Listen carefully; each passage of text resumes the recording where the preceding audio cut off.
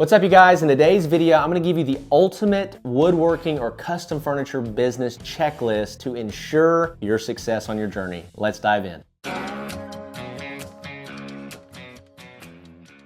All right, welcome back to the channel. Welcome back to the podcast. As always, my name is Vaught and I'm your host. And I'm so glad that you're choosing to hang out with me and spend some time with me. And I wanna help you in today's video with the ultimate success checklist. What are the things that I gotta know about in order to have a successful woodworking business or a successful custom furniture business? There's some things that we focus on as business owners that really don't move the needle that much. And there are other things that we totally neglect that if we would focus on would completely change our business, right, in a positive way. So I want to walk you through 10 things on this ultimate checklist that's going to help you grow your woodworking business. I want to dive in starting with number one. You need great photos and great video of your product. You need great content around your products. Listen, my friend, we're living in a digital age. Most of the selling that you're going to be doing is going to be selling off of images and videos, not the actual products themselves. Listen, there are woodworkers all over the world that are incredibly good woodworkers that have never scaled or grown their business because they don't know how to take good pictures.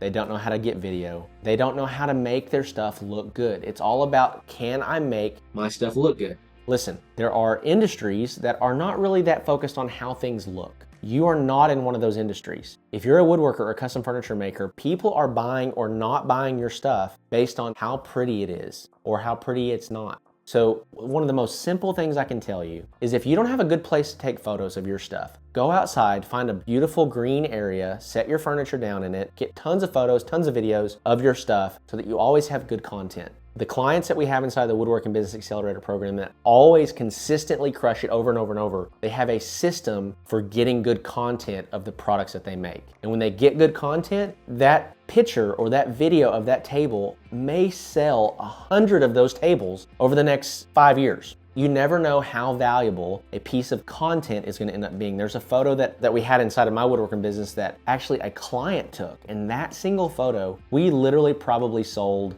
$400,000 worth of tables off of that single photo. It was worth way more than the table was. Your content really matters. I can't express this enough to you. Right now, your number one objective is you should be focusing on how do I get better video? How do I get better photos of the work that I'm doing? Okay, number one, you gotta have great photos and great videos. Number two is you need to have a great organic marketing strategy. You gotta have a marketing strategy. How am I gonna get this stuff in front of more people? Listen, all that business is an awareness game. You need to make yourself aware to everybody. Everybody needs to think of you when they think of furniture. They need to think of you when they think of woodworking. And if you can just dominate your local area, I tell everybody this, if you can dominate within 100 square miles of where you are, you can have a $500,000 a year woodworking business or more. So you got to figure out, how do I create more awareness? Now, an organic marketing strategy are ways that you can drive results without having to spend any money. So what are some ways that you can organically market?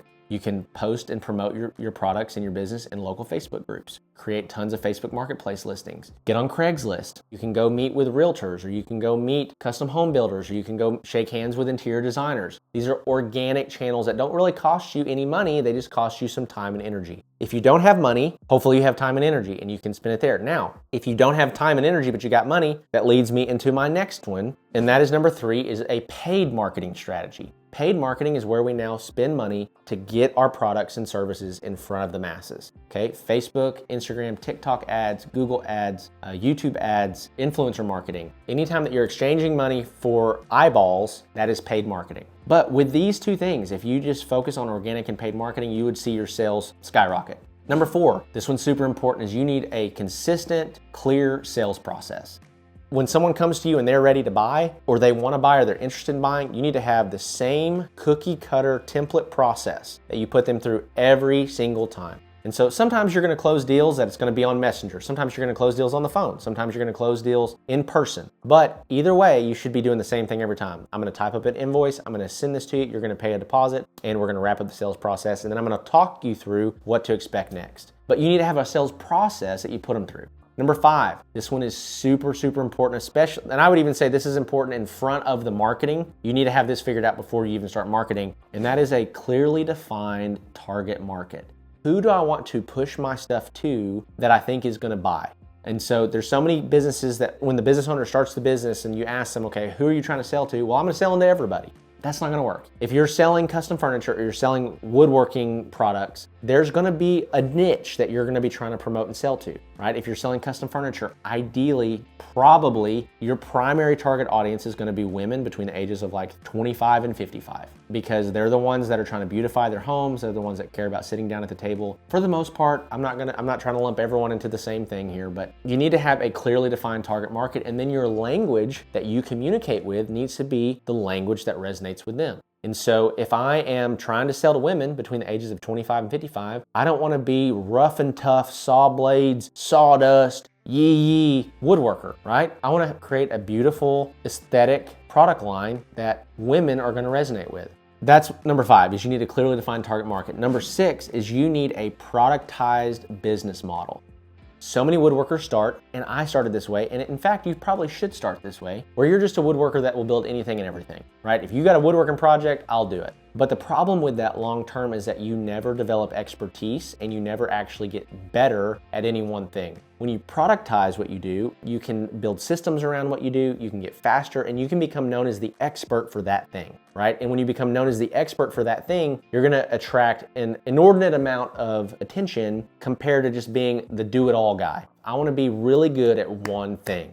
Number 7 is you need a clear bookkeeping system. You need a way to keep track of your numbers. The number one thing that I recommend is always QuickBooks. There's a link in the description below for a QuickBooks subscription. You need QuickBooks. You need a way to track your numbers, track your invoices, see how much cash you have coming in and how much cash you have leaving. You need to look at being able to pull a profit and loss statement. If you are just scribbling on a notebook paper, you can get away with that for a little bit. But if you don't learn how to use a bookkeeping software, you will always have a subconscious limiting belief that, well, man, if I don't know how to manage 5,000 a month, how am I ever gonna get to 50,000 a month? And the reason I tell you that is because that was me. I made straight A's in school, all throughout high school. I got to college and made all A's and B's. The only C that I ever made was in accounting.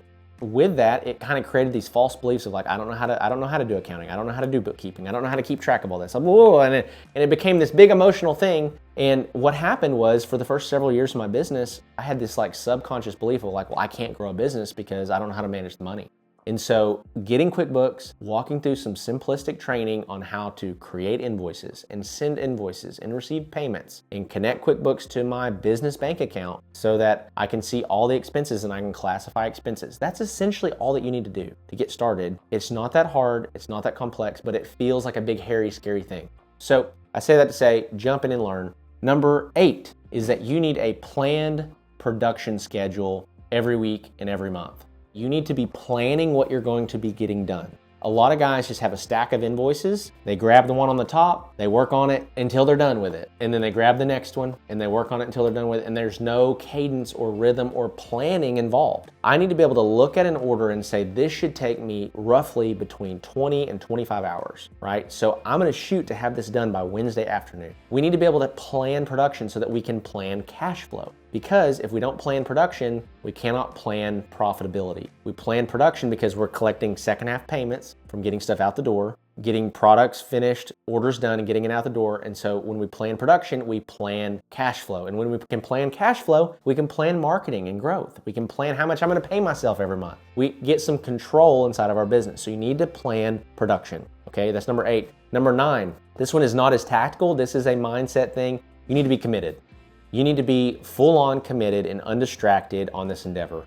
Listen, if you're trying to do 1,000 things, if this is one of your 10 side hustles, it's probably not gonna work. You need to be committed. You need to say, this is what I'm going all in on. And if nothing else, just for the next year, I'm gonna go all in on this and see what kind of damage I can do. And if you can bring that type of focus and that type of commitment to your woodworking business, your custom furniture business, you'd be blown away how much progress you'll make. But when we just tinker with stuff, we never actually make progress. You have to be ambitious too, by the way. If you're just like, oh yeah, you know, I don't need the money, and this is just kind of a fiddle fart thing for me, you're never gonna grow because you're not driving it. You have to drive and push on businesses. It takes proactive marketing. It takes proactive teamwork. It takes proactive product development. You have to be proactive. So you've got to be committed to your success. And then number 10, and this is maybe the most important one, is that you need a proven plan for growth. A lot of you guys are starting and you're just kind of shooting into the dark. You're throwing spaghetti against the wall, hoping something eventually sticks. Why not learn from somebody that's done it? Why not find a proven plan and a proven strategy for growth? And why not also invest to learn it? Invest some money up front if you have it, or even if you don't have it, to save you years of heartache. I'll walk you through my journey. I started in 2017. I had no idea what I was doing. And from 2017 to 2020, I absolutely sucked at business. I didn't know what to do. I didn't know how to market. I didn't know how to get sales. I didn't know how to hire employees. I didn't know how to manage employees. I didn't know how to keep the books. I didn't know any of this stuff. As soon as I started investing in mentorship, as soon as I started investing in business coaches, I started tackling these big giant, what felt like gorillas on my back that were keeping me from growing. And I started getting adequately skilled in this area, in this area, in this area, in this area. And eventually I was a good business owner, right? Eventually I knew how to run a $70,000 per month business while I was working a full-time job as a pastor. Right? I had a team of 6 or 7 people in a 6,000 square foot shop and a showroom, and we were knocking down $15,000 to $20,000 per week in weekly revenue. How do you do that? Well, it's a skill set that you learn, right? And so had I just kept banging my head against the wall, I wouldn't be here today teaching you what I'm teaching you. It's from investing what money I maybe did or did not have up front to mentors that could walk me through the skills and the strategy and teach me things. It accelerated my personal income, it accelerated my knowledge, it accelerated our team. It allowed me to scale a woodworking business and sell it for multiple 6 figures, right? So if somebody has actually done what you're trying to do, they can really help you, right? So find a good mentor. It doesn't have to be me, but find a good mentor, somebody that can walk with you and get a good marketing strategy, get a plan for driving eyeballs to your business. If you don't have that, you gotta have that. It's gonna be very difficult to grow your business without a really great marketing strategy. And I say all that for a shameless plug for the Woodworking Business Accelerator program. If you are watching this and you're kind of fired up, like, man, I gotta get my act together, come check out the Woodworking Business Accelerator program. We're literally gonna walk with you hand in hand over the next several months to launch a marketing strategy, get you more sales than you've ever had before, give you the systems that help me grow my production capacity to $70,000 per month. We're gonna install the same systems in your business. We're gonna help you hire your first employee, move into a commercial space if that's what you so choose, or maximize your garage or your shop that's on your land. It doesn't matter what your goals are, we come alongside you and help you achieve your goals. Why? Because that's what I found and that's what changed my life, and I wanna help people just like you do the same thing. So with that, if you haven't subscribed yet to this channel, what are you doing? This is the #1 channel, I believe, I'm a little biased, but I believe on YouTube that's gonna help you grow the business side of your woodworking or your custom furniture business. And so with that being said, love and appreciate you. Let me know in the comments below what you think about these 10 parts to this checklist. Hopefully this video was packed full of value for you. So with that being said, love and appreciate you so much. Seriously, from the bottom of my heart, and I'll talk to you soon.